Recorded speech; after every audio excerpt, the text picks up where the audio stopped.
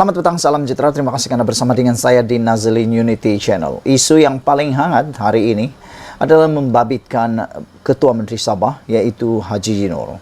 Hari ini disahkan bahawa beliau adalah difitnah. Apa ceritanya? Ikuti terus ulasan ini, tapi jangan lupa tekan dulu butang subscribe. Tekan butang subscribe itu percuma.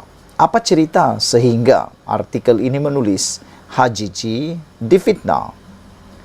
Gabungan Rakyat Sabah JRS menyifatkan tuduhan salah guna kuasa yang dilemparkan terhadap Datuk Seri Haji Jinor berhubung kelulusan tanah di Kudat sebagai cubaan fitnah dan taktik kotor untuk mencemar nama baik Ketua Menteri itu. Ketua Penerangan JRS Datuk Janiston Bangkuai berkata, tuduhan itu adalah tidak berasas selain dibuat-buat bagi mewujudkan pandangan serong terhadap Haji J selaku pemimpin yang mengetuai pentadbiran negeri. Jika dakwaan itu benar, katanya, pihak yang menuduh sepatutnya mengemukakan bukti kepada pihak berkuasa dan bukan disebar di media sosial. Saya bersetuju dengan apa yang dikatakan oleh Ketua Penerangan JRS ini, yaitu kalau benar orang yang menuduh ini mempunyai bukti, mengapa hanya menimbulkan perkara tersebut melalui media sosial? Apakah itu adalah cara seorang yang beretika? Bahkan, tindakan itu seakan-akan takut untuk menyatakan kebenaran. Kalau benar, itu mempunyai dokumen, fakta dan sebagainya, pergilah buat laporan sama ada di Balai Polis ataupun di SPRM. Bukankah itu lebih baik dan itu lebih afdal? Dan itu menunjukkan perkara itu bukan dibuat-buat, tetapi dengan tindakan hanya menyebarkan melalui media sosial, perkara itu bolehlah diragui. Apa sebenarnya yang dimaksudkan dengan menyalahgunakan kuasa itu? Sekiranya bukti nyata wujud untuk menyokong dakwaan ini, ia harus dikemukakan kepada pihak berkuasa dengan segera. Mengapa memilih media sosial jika bukan untuk niat jahat? Malangnya bagi mereka, tiada bukti seperti itu dikeluarkan, kerana itu ia tidak wujud. Pihak yang menuduh hanya mengambil gambar dan mereka cerita mengenai salah guna kuasa dengan harapan ada sesuatu yang kekal, katanya dalam satu kenyataan hari ini. Beliau mengulas dakwaan salah guna ke atas Haji J berhubung salah kuasa kelulusan permohonan tanah di Kudat yang dikaitkan dengan pelumbungan pasir silika yang disebarkan menerusi media sosial baru-baru ini. Semalam, Haji J yang juga pengerusi JRS menafikan tuduhan itu dan menegaskan semua permohonan berkaitan pengambilan tanah dibuat mengikut undang-undang. Janiston yang juga Ketua Penerangan Parti Bersatu Sabah PBS berkata, kerajaan JRS plus pimpinan Haji tidak mengamalkan takbir urus bertentangan dengan prosedur ditetapkan. Sebaliknya berlandaskan peraturan, kata beliau lagi. Nampaknya ada pihak tertentu memilih untuk menggunakan modus operandi berakar umbi dengan penipuan dan penyebaran maklumat salah, kata beliau lagi. Saudara-saudara sekalian, dengan tindakan seperti ini, kita perlu sama-sama meragui, benarkah Haji Jinor menyalahgunakan kuasa? Kerana kalau benar, maka mereka perlu membuat laporan itu bukan melalui media sosial, tetapi kepada pihak berkuasa. Oleh sebab itulah, ini mungkin adalah fitnah yang ditujukan kepada Haji Jinor. Sekian dulu untuk kali ini. Jangan lupa tinggalkan komen anda, tekan butang subscribe.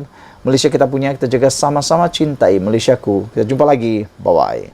Selamat malam, salam sejahtera. Terima kasih karena bersama dengan saya di Nazlin Unity Channel. Dipetik daripada Harapan Daily, dah jumpa punca beras tempatan gaib, kilang Sorok 180 tan metrik beras disita. Rupa-rupanya ini tempat di Sorok dan telah dijumpai punca beras tempatan ni gaib. Yang hairannya menteri kata beras cukup, tapi tak cukup-cukup juga kata orang ataupun rakyat netizen bila pergi ke pasar raya. Tidak, itu yang hairan. Menteri kata cukup, rupa-rupanya betul lah yang menteri kata memang cukup, tapi gaib.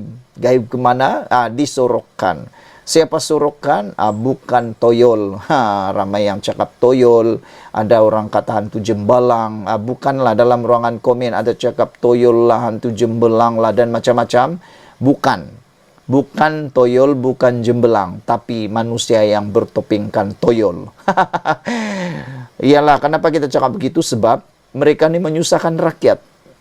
Menyusahkan rakyat lah kan. Baik bagus-bagus, kita cukup makan, cukup beras, disorok pula. Tak tahulah apa tujuan mereka. Namun demikian kita bersyukur sebab punca beras tempatan gaib telah ditemui dan rupa-rupanya 180 tan metrik telah pun disorok dan disita. Masalah bekalan beras tempatan gaib semakin dijumpai puncanya. Susulan sitaan pertama di bawah operasi beras putih tempatan ke atas sebuah kilang beras di Kedah. Syarikat kilang itu kena sita dalam Ops BPT semalam selepas disyaki menyorok beras putih tempatan berjumlah 180 tan metrik dianggarkan mencecah 405.000. Menurut Timbalan Menteri Pertanian dan Keterjaminan Makanan Chan Fong Hin, pemeriksaan ke atas kilang itu mendapati beras bergrade super special tempatan 5% atau beras tempatan putih tempatan di dalam kampit jambu berjumlah 180 tan metrik disorok di gudang yang tidak dinyatakan dalam lesen. Buat masa ini, lokasi dan nama syarikat kilang itu tidak boleh didedahkan supaya tidak mengganggu kesiasatan, kata beliau. Cuma saya dimaklumkan pihak kawal sedia padi dan beras melakukan operasi seperti biasa setiap masa. Pada hari Sabtu yang lalu, KPB juga ada melakukan operasi dan menyita beras di sebuah kilang di sini. Katanya kepada pemberita selepas menyertai operasi pemantauan ke atas sebuah kilang beras di Kedah hari ini. Beliau memaklumkan kes tersebut sedang disiasat di bawah Akta Kawalan Padi dan Beras dan Peraturan-Peraturan Kawalan Padi dan Beras 1996. Sehubungan itu, Chan memberi amaran kepada pihak yang berkaitan agar mematuhi undang-undang yang ditetapkan. Okey, pada pendapat kamulah kan, apa hukuman yang selayaknya diberikan kepada penyorok-penyorok beras ini yang cuba mengaut keuntungan di saat rakyat susah? Anwar sudah beri amaran. Perdana Menteri kita sudah beri amaran. Dia kata sampai ke lubang cacing pun akan dicari. Dia kata awas. Anwar Ibrahim berikan amaran paling keras baru-baru ini kepada orang yang cuba membuatkan beras tidak cukup. Jadi agak-agak hukumannya besar atau tidak, saya rasa hukumannya memang akan sangat berat. Ujarnya, Kementerian Pertanian dan Keterjaminan Makanan serta anggota-anggota pasukan petugas akan bertindak tegas terhadap mana-mana pihak yang dapati melanggar peraturan sedia ada. Setakat ini tambahnya, pasukan petugas Ops BPT telah melakukan pemeriksaan ke atas 8 pemborong dan 6 pengilang beras di Kedah. Pemeriksaan itu jelasnya bagi mengesan sebarang kegiatan menyorok beras, menukar kampit dan mencampurkan beras putih tempatan dan beras putih import. Susulan kejayaan sitaan pertama di bawah operasi beras putih tempatan itu, rata-rata rakyat menyambut baik ketegasan pihak kementerian terlibat dan berharap pemeriksaan lebih kerap dilakukan di seluruh negara. Ramai menyifatkan kerajaan yang diterajui Datuk Seri Anwar Ibrahim pada masa ini bersungguh-sungguh memerangi pemborong dan pengilang yang jahat, menyorok bekaran beras, tidak seperti pentadbiran Kerajaan Perikatan Nasional PN. Wah, ini memang pedas. Kenyataan terakhir itu memang sangat pedaslah.